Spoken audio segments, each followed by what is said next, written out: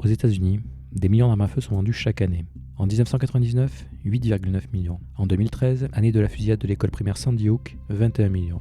En 2016, année de l'élection présidentielle, c'est plus de 27 millions d'armes à feu vendues. Au total, il y aurait aujourd'hui plus de 400 millions d'armes à feu en circulation aux États-Unis. Si on doit faire une moyenne, c'est plus d'une arme à feu par habitant. Le taux le plus élevé du monde. À titre de comparaison, des pays comme le Canada ou la France sont loin derrière.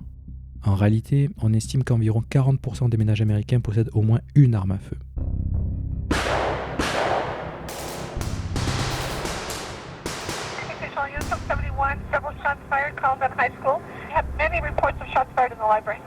Avec les massacres par armes à feu qui se suivent et se ressemblent, des voix s'élèvent depuis des années afin de mieux encadrer le droit à acheter et à détenir une arme. It cannot be this easy for somebody who wants to inflict harm on other people to get his or her hands on a gun.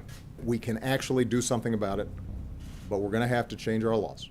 Durant ses mandats, Obama essaiera d'agir en renforçant les contrôles des personnes voulant acheter une arme à feu, mais sans réel succès.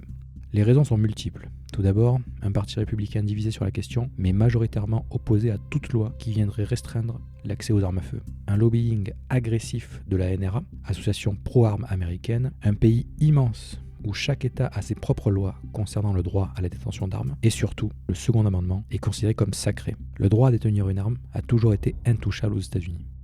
The right to keep and bear arms is not archaic. I believe strongly in the right of every law-abiding citizen to keep and bear arms.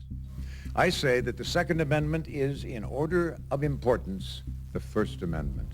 It is America's first freedom, the one right that protects all the others. Dans l'imaginaire collectif, cette arme à feu est le symbole du colon américain se libérant du joug anglais durant la guerre d'indépendance, du pionnier devant se défendre contre les Indiens lors de la conquête de l'Ouest, ou de celui qui choisit son camp durant la guerre de sécession. Cette arme à feu fait pleinement partie de l'histoire des États-Unis, et elle est depuis toujours présente et valorisée dans la culture populaire.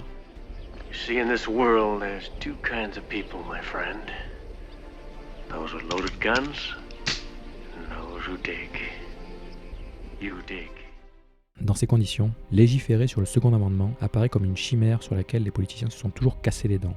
Et cela, malgré l'intensification des drames et des massacres de masse liés aux armes à feu qui se répètent de manière de plus en plus rapprochée depuis le début des années 2000.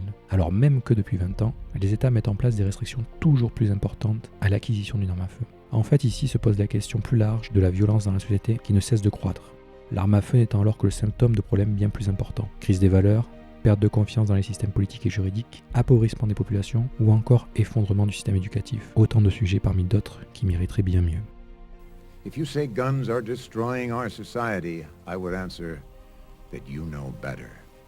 Declining morals, disintegrating families, vacillating political leadership, an eroding criminal justice system, and social mores that blur right and wrong are more to blame.